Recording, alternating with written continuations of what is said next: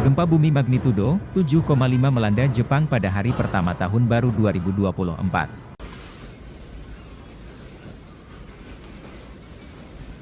Gempa yang terjadi Senin sore, 1 Januari mengakibatkan gelombang tsunami.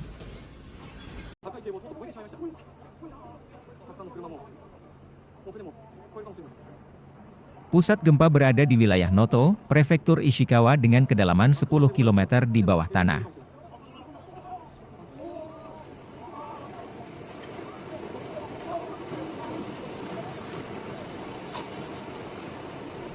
Hingga hari Selasa 2 Januari dilaporkan 15 orang tewas akibat gempa dan tsunami di wilayah itu.